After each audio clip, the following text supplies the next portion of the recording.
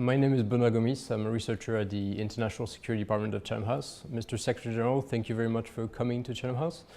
So you're attending a two-day conference on the OAS Report on the Drug Problems in the Americas. You published this historic report, should I say, about 2 months ago. So my first question is, I'd like to step back a little bit. A lot of people that we talk to who have been involved in the drug policy field for a very long time tell us that there has been more change in the last 2 or 3 years than in the past 2 or 3 decades. Where do you think that is? Well, I think that there has been a lot of change. First probably in the informal exchanges, and finally and later in the public conversations among heads of state and government, which I would share, whatever their point of view or the solution they propose, they share a common feeling that the policies that they're following in matters of drugs are not working. I mean, they're not working to reduce drugs, to reduce the flow of drugs. And in some countries, they are actually increasing the violence and the death of many people in their country. So I think that this feeling of general insatisfaction arose some years ago. And of course, it took the heads of state and government to order the report that I delivered to them in last May. Could you tell us what the top 3 findings and conclusions of the report are? There is a general agreement that the drug addiction should not be treated as a crime, but rather as a disease that has to be treated through health procedures, and that therefore the health approach to drug abuse is essential if we're going to really get final results on matters of drugs. This compared to, this is accompanied by the fact that only about half of the countries in the hemisphere have a policy or an organization to combat to take care of the drug addicts. That was very important. The public health approach is one of the most important things. Second, that actually the money, the flow of money in the drug trade is everywhere, but the real money is in the last stages of the drug traffic, where that would be the third finding. Not all the violence, or the violence is much less. Of course, there is violence in the fields in Colombia and in the countryside in Peru and Bolivia, but and there is violence in the streets where the drug is sold in the U.S. or in a European country, but not that much violence. The real violence is in the traffic, in the transit, in the running for the appropriate ways in which to make the drug arrive, and that's where most people get killed. But and of course a lot of money is at play there, but it's not. But it's only 1/3 of the money. Most of the money is in the final stages, in the money laundering, in the sale of drugs actually to users. What do you think the UK, European governments and European Union as well can do to help you move forward with this drug policy debate? Even though some things have happened, the legalization of marijuana in 2 states in the United States, the eventual vote in Uruguay on I would say legalization, but a different regulation procedure that actually continues making it a controlled substance, but in different terms. Those things are happening, but the essential thing is that we have broken the ground for the debate. I think that is the main thing about the report, so we're continuing the debate. Yeah. Now, the decisions have to be made by the presidents, but the crowd in favor of a change in drug policy has increased in the past 12 months or 2 years very strongly. It includes former presidents, former very high-level public officials from the U.S. We always talk about the presidents the former presidents of Mexico, of Brazil, of Colombia, and recently of Chile.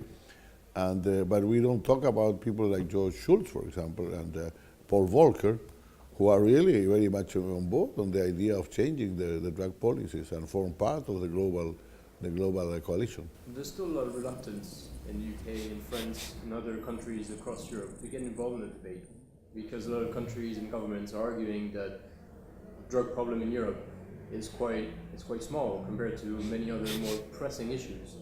So how do you think we can change that? I wouldn't say it's small. It's controlled. Actually, it's not an epidemic. Actually, after all, the drug use is not an epidemic. I mean, only about less than 1 out of 10 people who consume drugs are really addicts. But many of them are at risk, and this is very destructive situation, and it cannot be diminished. And the violence that's taking place all over in some regions of the world, in this case in the regions of the northern part of South America and in Central America and the Caribbean, is really a very dangerous situation. And of course, this is a kind of world that's not globalized enough as to say, look, if this becomes a crisis, and violence gets out of hand in Central America, that's damaging for everybody.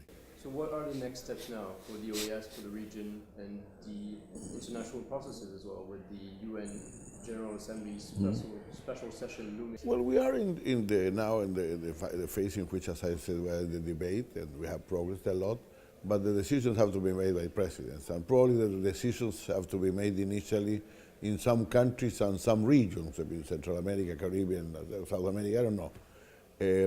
And that, depending on what decisions are made, the outcome of the General Assembly of 2016 will be a success or not.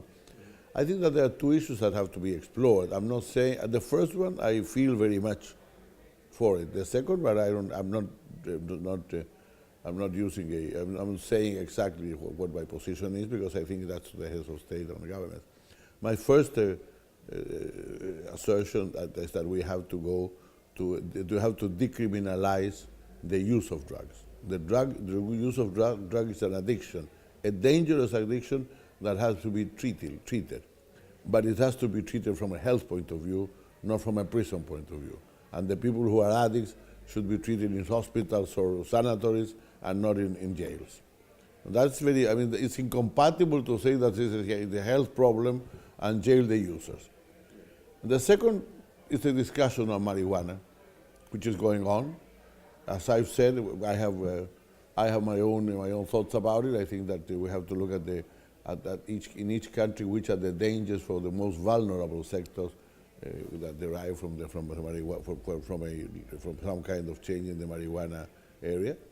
But I sympathize with the efforts of some states or countries to try some forms of different forms of regulation, and I think that we have to look at them, but not rush to a general policy until we feel that we're really making some progress.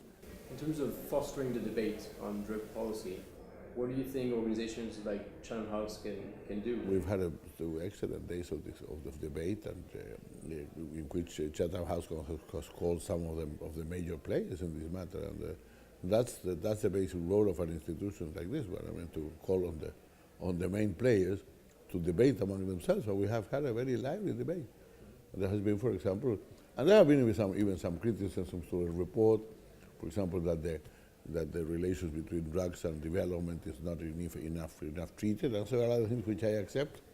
But as I say, we are breaking ground, and I think we have done that, and we are very happy for it. I know you said you don't want to give your personal opinion because it's not about you anymore, but about heads of state. But one of the reports is about scenarios for 2013 to 2025. So where do you think the region will be in 2025? Well, I think that there are really in all even though we have 4 scenarios and several other aspects, there's a real choice. One would be a movement towards a reform policy, a strengthened policy, which would combine parts of the 3 first scenarios, not necessarily one of them. And the other choice, unfortunately, because the 4th scenario, remember, what happens if we do that, if we don't do anything. I hope that doesn't happen. I think that disruption will be the worst thing that can happen here because we are all interconnected. And if every country starts going by himself, out of the desperation that some countries have, that would be very negative for everyone. But leaving that down aside, therefore, I think that an eclectic approach in which we can combine the strengthening of institutions that one of the scenario proposes with trying new alternative forms of work in matters of decriminalization, of drug courts, of enhanced drug treatment, of enhanced drug prevention at all levels, and some activity also at the societal levels, at the level of the local governments and the communities, which is another scenario, of course. If we make a creative combination of that, I think we are much better off. We will be much better off. Mr. Secretary General, thank you very much for your time. Thank you very much. Thank you.